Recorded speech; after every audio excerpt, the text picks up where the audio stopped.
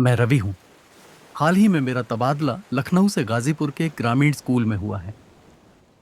वैसे तो मैं गणित और विज्ञान का शिक्षक हूँ, लेकिन अब मैं अपने स्कूल को साक्षरता में निपुण बनाने में मदद करना चाहता हूँ। ज्यादातर बच्चे घर पर भोजपुरी बोलते हैं। वे हिंदी समझते तो हैं, लेकिन बोलने में झिझकते हैं। मुझे समझ नहीं आ रहा कि शुरुआत कहाँ से करूँ। ये एक ऐसा विषय है जिस पर हमें अपनी आगामी शिक्षक संकुल बैठक में चर्चा करनी चाहिए।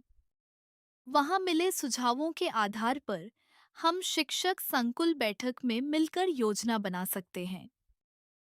मैं ये समझना चाहता हूँ कि आखिर मुझे भाषा सिखानी कैसे चाहिए, बिल्कुल शुरुआत से, एक एक स्टेप करके। भाषा का विकास चरणबद्ध तरीके से नहीं होता। सुनना, बोलना, पढ़ना और लिखना ये सब एक साथ विकसित होते हैं। एक ही कहानी के जरिए बच्चे सुनते हैं, बोलते हैं, पढ़ते हैं और चित्र बनाकर या लिखकर खुद को अभिव्यक्त करते हैं। एक ही कहानी सबके लिए काम करती है। कुछ बच्चे इशारों से बताते हैं या दोहराते हैं, तो कुछ समझाते हैं या आगे क्या हुआ होगा इसका अनुमान लगाते हैं। लिखने में जल्दबाजी न करें। पहले उनका आत्मविश्वास और तैयारी बढ़ाएं। उनकी तैयारी के अनुसार चित्र बनाने, उंगलियों से ट्रेस करने या लिखने के मौके दें। मैं बच्चों के सीखने की प्रक्रिया को अर्थपूर्ण कैसे बना सकता हूँ?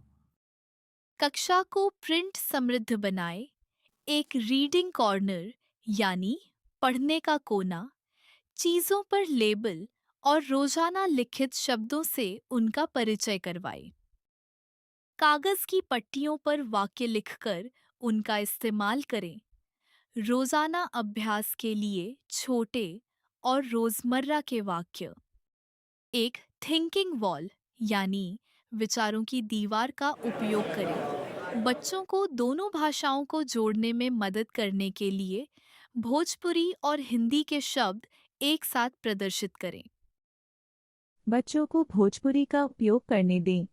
इससे उन्हें हिंदी बेहतर तरीके से सीखने में मदद मिलती है।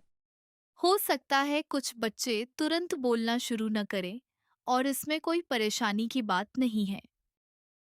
एक ही विषय पर कार्य अलग-अलग, उनकी क्षमता और सीखने की तैयारी के आधार पर।